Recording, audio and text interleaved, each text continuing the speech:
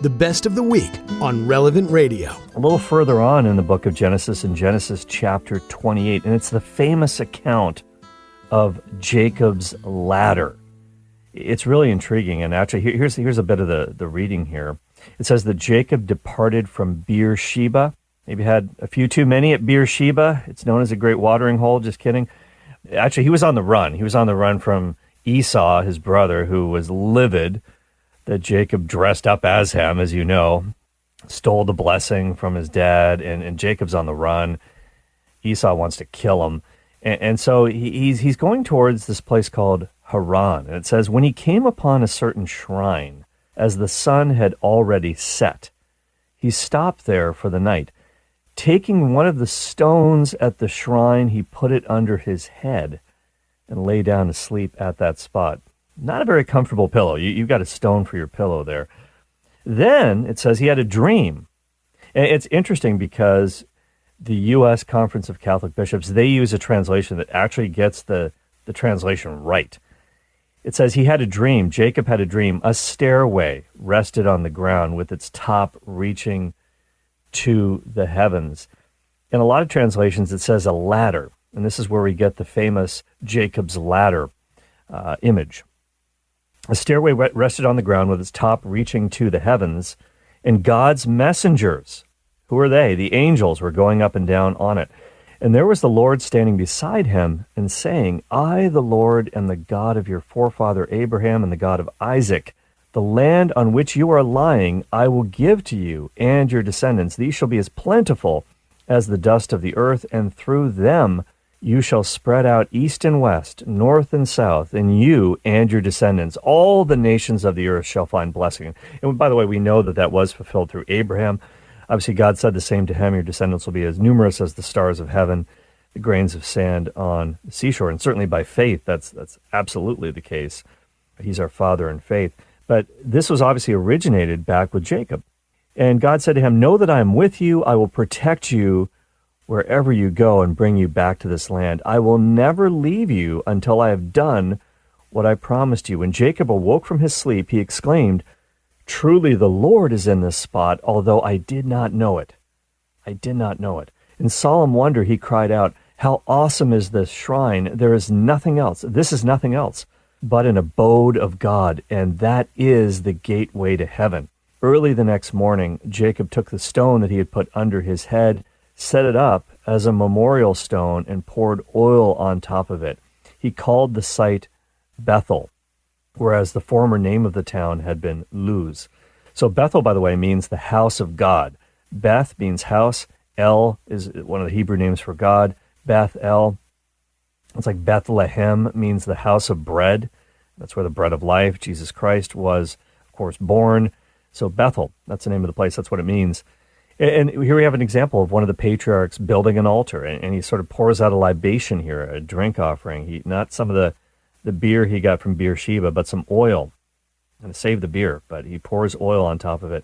And then Jacob makes a vow. He says, if God remains with me to protect me on this journey I am making, and to give me enough bread to eat and clothing to wear, and I come back safe to my father's house, the Lord shall be my God. This stone that I've set up as a memorial stone shall be God's abode. Just a beautiful reading from the book of Genesis, chapter 28. It's easy to criticize Jacob and say, well, he should have trusted God more. Hey, if God's going to be with me, if I have food and clothing, and this is what St. Paul says in the New Testament. Hey, if we have food to eat, we have clothes to wear, got a roof over our heads. Many times Paul didn't even have that. Hey, we'll be satisfied. Let your needs be few. Don't multiply needs for yourself. And you got to remember, the patriarchs didn't know God as well as we should, because again, this is a process of revelation. It's the divine pedagogy. God is revealing himself bit by bit. But I want to really focus on verse 10 and 11. In verse 11, verse 12, this is where Jacob has this dream, this vision. He dreams that there is a stairway set up. And again, in your translation, it might say a ladder set up on the earth, and the top of it reached to heaven. What exactly is this? What exactly is this? Well, I do think the translation is correct that has it as a staircase. a staircase. And it's really like with apologies to Led Zeppelin, it's a stairway to heaven. You guys remember this song, right? This was an incredible song for me during high school dances, because it's an awesome song to ask a girl to dance to. I mean, a cute girl from biology class, just tap her on the shoulder, a high school dance in the gym. Hey, would you like to dance? And, she won't really want to say no out of politeness, so you do it. And it's really, really long. It's like 8 minutes long. So it's like the perfect slow dance song for you and that special someone. Or karaoke, right? If you really want to suck all the air out of the room, dial this one up. You want some extended stage time, drive everybody else crazy, use this. But be forewarned, there are a lot of long instrumental pieces like this part that you're hearing now, the flute. So you're going to have to maybe do some, not just air guitar playing with the long guitar solo by Jimmy Page, but you might have to do some air fluting as well before you do the Robert Plant vocals. So anyway, Stairway to Heaven, classic tune, of course. And that's really what this is. It's a stairway to heaven. But it's actually, what did Jacob see? Did he actually see a ladder? No. Did he actually see a set of stairs as you might see in your house, like maybe a spiral staircase growing up? No, that's not what it was. He probably saw something called a ziggurat. A ziggurat. And I talk a little bit more about this in depth in the Genesis series on the Faith Explained. Once again, all the episodes are available on the Faith Explained page on the Relevant Radio website. Just go to Relevant Radio, go to our shows, find the Faith Explained. But suffice it to say that a ziggurat, hey, pass me a ziggurat, it's a temple that has an outer staircase. Maybe you've seen these if you've been to Egypt. I saw one of these for real in Egypt, just like the pyramids. There are these ancient ziggurats. Father Abraham, when God called him, he was basically in modern day Iraq.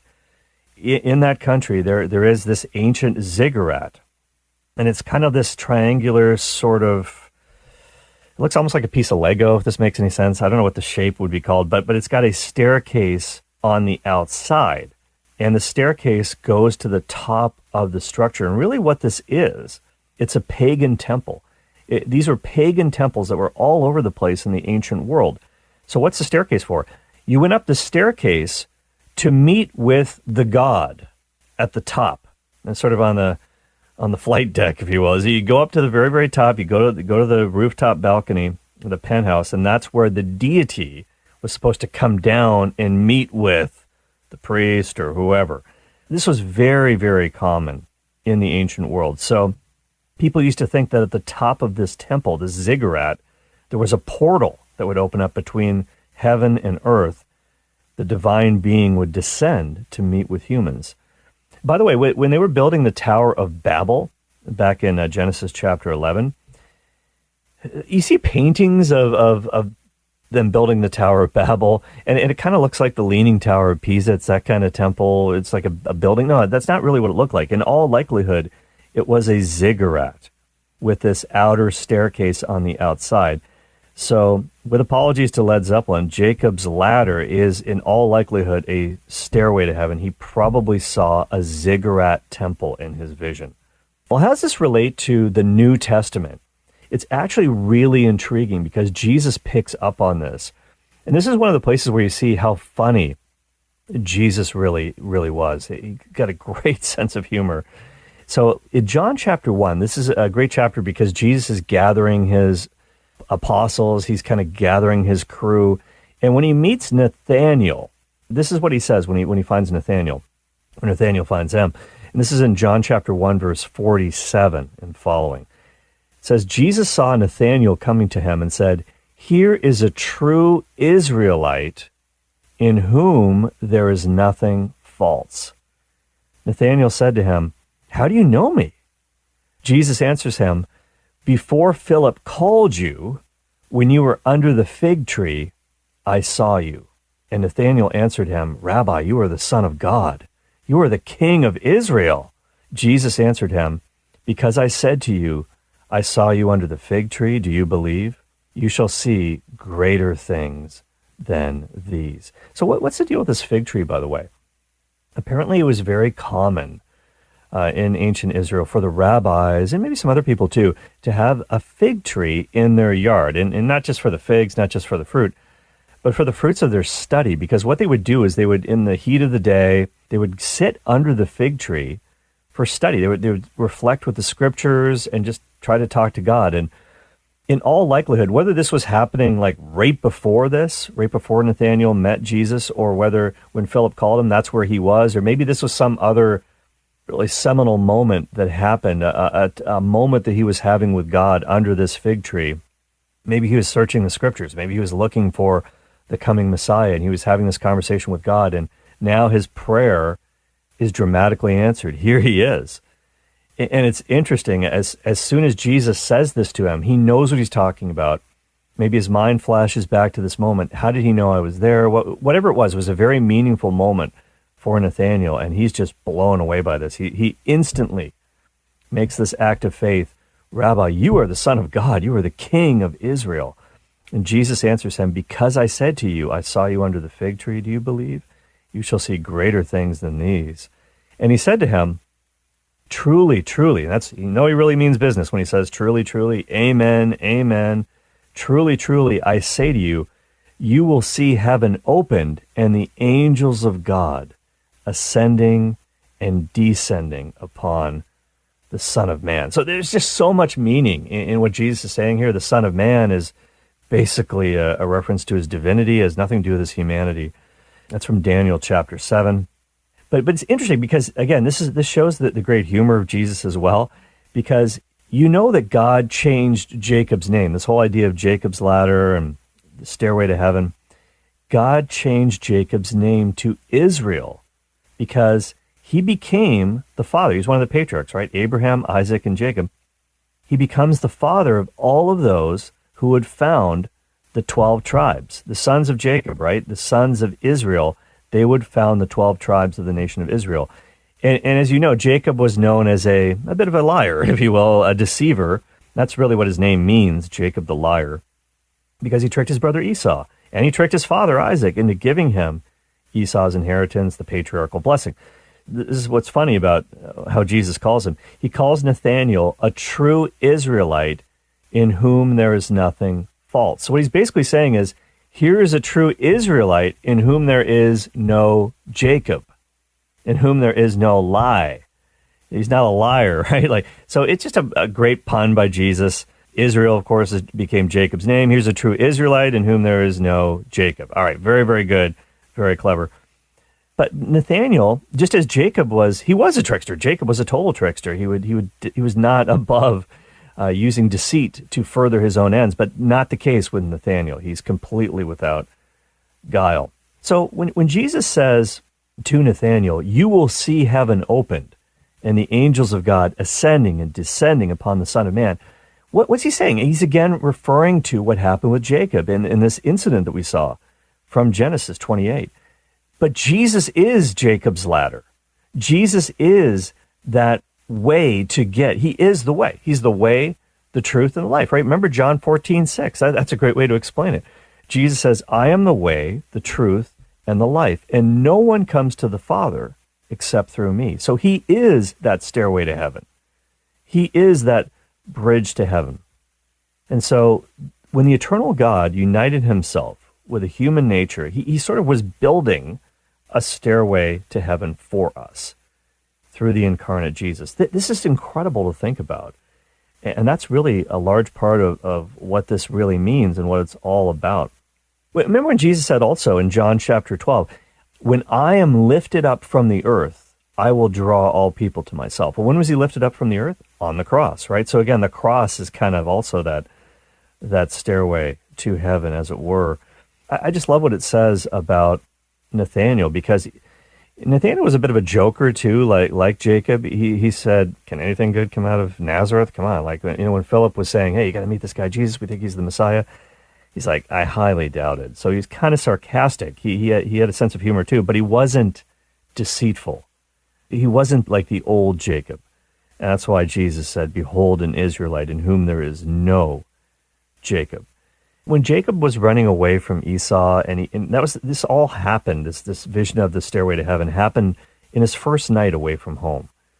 And I think Jacob probably felt at that time that God had maybe lost sight of him. He'd messed up to the point where he couldn't be redeemed. It was all over for him. But God really reminded him that I'm going to be with you. And this is one of the many, many times in Scripture where God says, I will be with you. And he has to learn how to trust him. And Jacob needed that vision because he needed to see what was actually the reality, or the ultimate reality around him, which he couldn't see that with his natural eyesight. I mean, but it was as real as the rock that he was laying his head on, that God was there. He just couldn't see it with his human eyes.